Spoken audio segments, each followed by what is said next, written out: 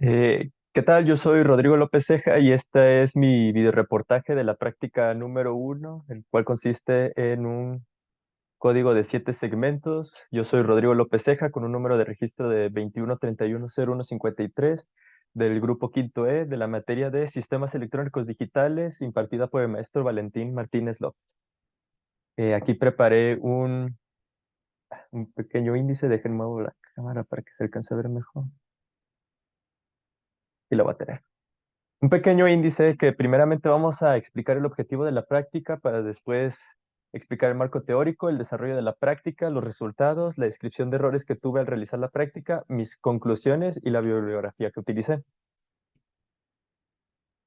Este... Entonces, el objetivo de la práctica es que se implementará un circuito electrónico para representar mediante LEDs diferentes códigos binarios y como entrada 7 switches.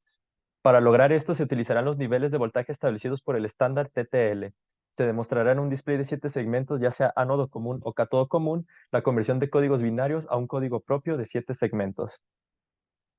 Y para el marco teórico, vamos a comenzar primero con una breve descripción de qué es una resistencia pull-down. Y en este caso el arreglo pull-down o resistencia pull-down se encarga de, como su nombre lo dice, de jalar el voltaje hacia abajo o hacia 0 voltios.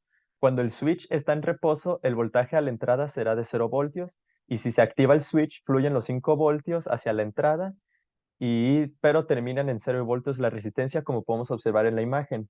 Si el switch está abierto, los 5 voltios no pueden llegar hacia la entrada y cuando se cierra el switch, los 5 voltios llegan a la entrada y pasan 0 voltios hacia la resistencia de pull down que está conectada directamente a tierra. Y una vez explicado el arreglo pull down, ahora vamos a explicar el arreglo pull up. Y en este caso también se encarga de jalar, pero esta vez hacia arriba, estando la resistencia conectada directamente a la fuente de voltaje. Y cuando el switch esté abierto o en reposo, el voltaje en la entrada será de los 5 voltios. Pero cuando se activa el switch, como este está conectado directamente a tierra, la corriente fluirá a través del switch y no llegará el voltaje a la entrada. Como se puede observar aquí, en la parte izquierda está cuando el switch está activado, por lo que la corriente fluirá de la resistencia directamente hacia tierra, pero si está abierto el switch, la corriente irá de la resistencia hacia cualquier entrada que le coloquemos. Y ahora, para explicar el marco teórico, vamos a empezar con una breve explicación del display de 7 segmentos. Y este es un dispositivo electrónico que permite visualizar números del 0 al 9, existiendo dos tipos, el de ánodo y cátodo común, que se explicarán más adelante. Y los displays de 7 segmentos están construidos con diodos LED, por lo que se requiere conectar una resistencia para así limitar la corriente que le llega a los LEDs. Aquí está la simbología del display de 7 segmentos. Este tiene una estructura casi estándar para nombrar los segmentos. El display cuenta con 7 LEDs, por eso viene el nombre de 7 segmentos, y se le asigna a cada segmento una letra de la A a la G, como se muestra en la imagen. Aquí tenemos el segmento A, el segmento B, el segmento C, el segmento D, el segmento E, el segmento F y por último el segmento G. Y continuando con la explicación, ahora vamos a explicar qué es un display de 7 segmentos, en este caso de ánodo común. Y es que si recordamos que un LED cuenta con dos terminales, el ánodo y el cátodo, siendo el ánodo la parte positiva y el cátodo la parte negativa. Para el display ánodo común es aquel cuyos pines positivos, o sea, los ánodos, están conectados al mismo punto y este display es controlado por ceros lógicos. Aquí tengo dos imágenes, una de cómo se ve el ánodo, el display de 7 segmentos ánodo común por dentro y otra de la forma del diodo LED. Y siguiendo con el display, pero en este caso ahora de cátodo común, este es aquel cuyos pines negativos, es decir, los cátodos están todos conectados al mismo punto, es decir, a la Tierra. Y este tipo de display está controlado por unos lógicos que explicaremos más adelante. Y regresando ahora con el marco teórico, vamos a explicar la polarización del diodo emisor de luz, o sea, es el LED de cada segmento. Entonces, si recordamos lo antes mencionado, los LEDs, ya sea en el display del ánodo o cátodo común, prenden con los niveles de tensión TTL para los ceros y unos lógicos. Para que prenda con el display ánodo común se requieren de ceros lógicos, es decir, que a cada segmento le debe llegar un voltaje entre 0.2 voltios y 0.7 voltios para encender. En caso contrario, en el display de cátodo común, este prende con unos lógicos. Es decir, que va a prender cuando al segmento le lleguen voltajes entre 2.1 voltios y 5 voltios. Y explicando el desarrollo de la práctica, a mí me tocó el arreglo pull-up cátodo común y estos son los cálculos que seguí. Si se puede apreciar bien en la imagen de la izquierda, es mi diagrama eléctrico de cómo estaría representado. En este caso, RP es la resistencia de pull, RL y RD serían las resistencias conectadas a los diodos para amortiguar la corriente.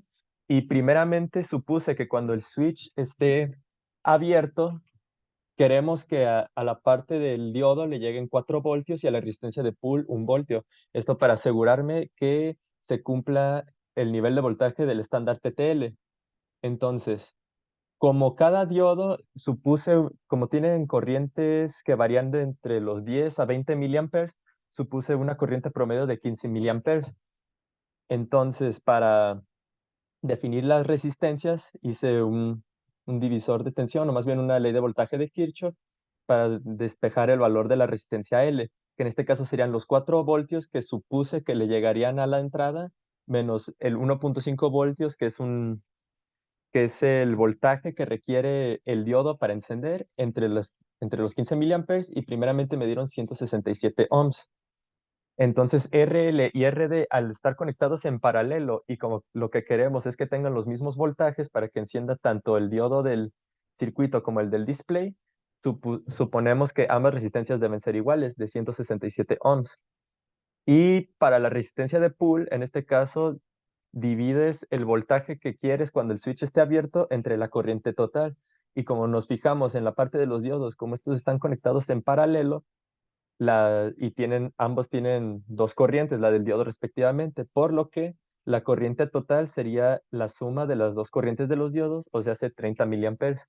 Haciendo un voltio entre 30 miliamperes, conseguimos una resistencia de 33.33 ohms.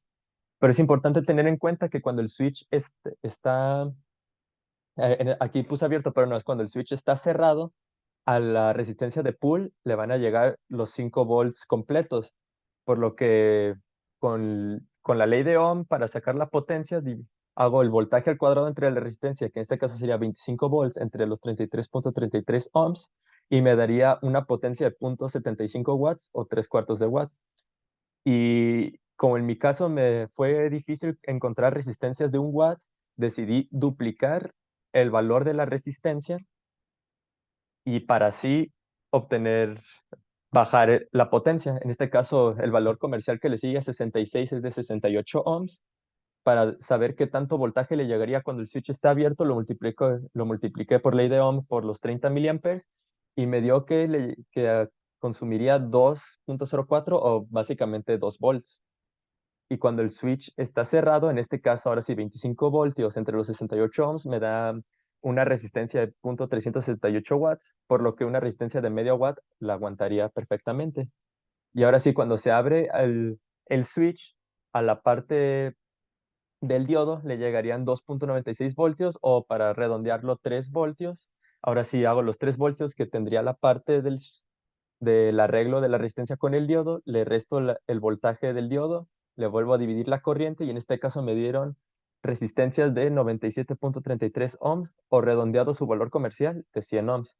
Entonces las resistencias que utilicé en los circuitos sería que las resistencias para amortiguar la corriente del diodo son de 100 ohms y mi resistencia de pull de 68 ohms, trabajando obviamente con diodos rojos, tanto en el display como en el arreglo. Y aquí tengo rápidamente una foto de mi diagrama electrónico simulado.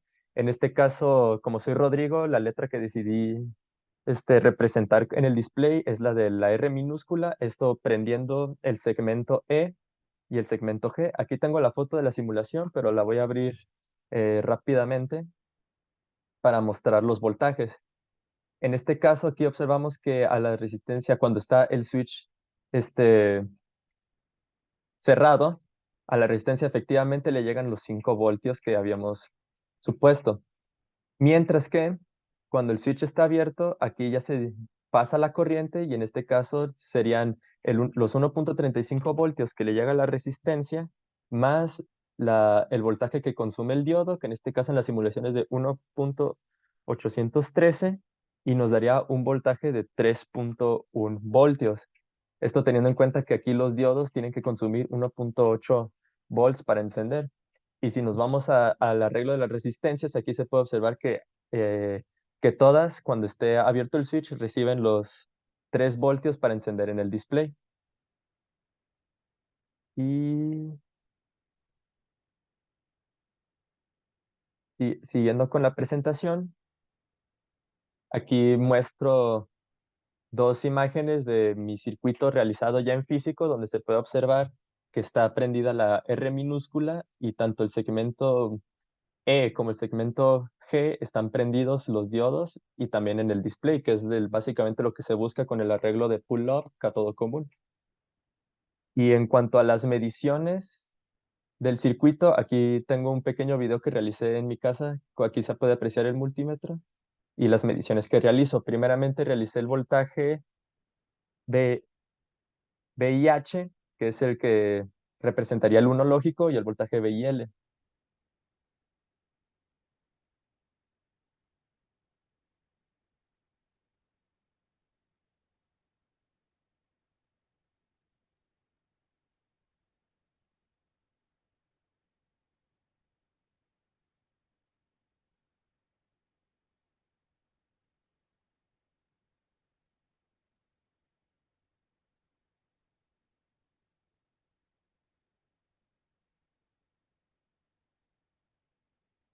En este caso, como realicé el video de las mediciones en mi casa, lo realicé con un adaptador, pero al adaptador no le llegan los 5 voltios completos, sino que solo suministra 4.7 volts. Es por eso que los niveles de tensión bajaron con respecto a los cálculos, pero sí se pudo apreciar que sí está en el rango de los estándares TTL, pues estaba entre el 2.2 y los 5 voltios para el 1 lógico y en prácticamente 0 voltios para el 0 lógico. Pero haciendo la práctica en físico con el profesor al lado y con una fuente que sí entregara los 5 voltios, realizando la medición obtuve aproximadamente 2.91, 2.92 a los 2.96 o 3 voltios que se esperaron en los cálculos, por lo que podemos decir que los cálculos pues, están bien hechos. Y para continuar, en la práctica se nos pidió hacer la representación binaria, decimal y hexadecimal de la letra que escojamos. En este caso aquí dividí los segmentos de la A a la G y les puse el 0 o el 1 según estuvieran encendidos o apagados. Como el segmento E y el segmento G estaban prendidos, les puse un 1 lógico y a lo demás 0. Y aquí, teniendo en cuenta que la A, tomándolo como el dígito más significativo y la G como el dígito menos significativo, para transformarlo de binario a decimal, puse la tabla de las potencias del 2, pero también quise hacerlo que tomando en cuenta que el G sea el número más significativo y la A el menos significativo, obteniendo así dos casos, que obteniendo el número binario 000000101, que es igual a un 5 en base 10, teniendo en cuenta que esto va de la A a la G, y obteniendo un número 1010000 en binario, que esto equivaldría a un 80 en base 10, tomando en cuenta un orden de la G a la A. Y para transformarlo de decimal a hexadecimal, lo que haces es dividir el número que tienes en decimal entre la base a la que la quieres transformar. En este caso, para el primer número hacemos 5 entre 16, que nos da 0 y un residuo de 5, que en este caso sería el dígito número 0, y ahí se terminaría. Pero en el caso del 80, cuando hacemos 80 entre 16, nos da 5 con un residuo de 0, siendo este el primer dígito o el dígito 0. Y cuando hacemos 0 entre 16, nos da 0, pero con un residuo de 5.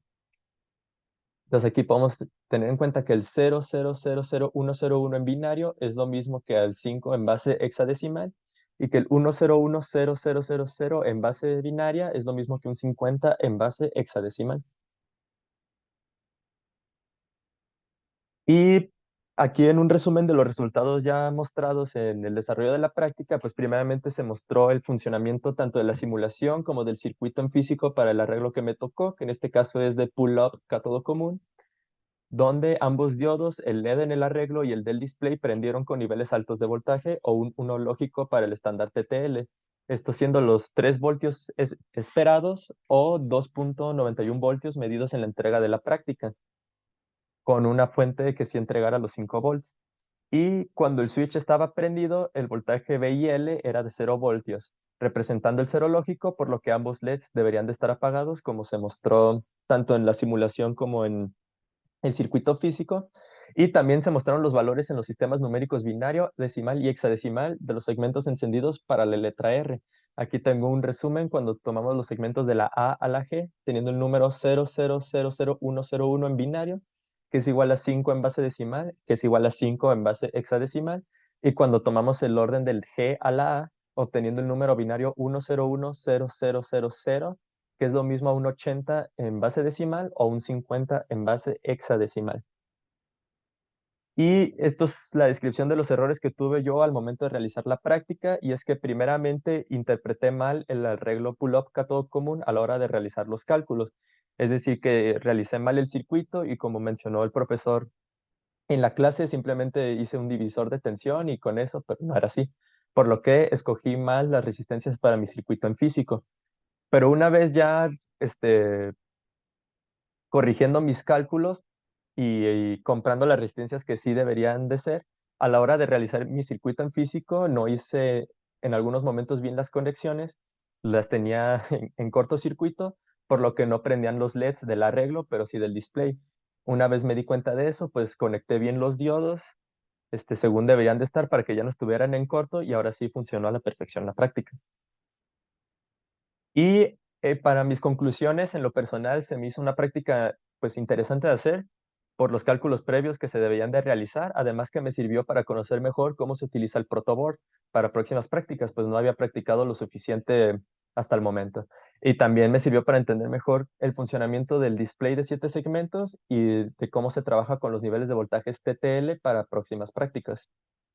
Y ya para terminar, aquí está la bibliografía o las fuentes que utilicé para realizar mi práctica. Y eso sería todo.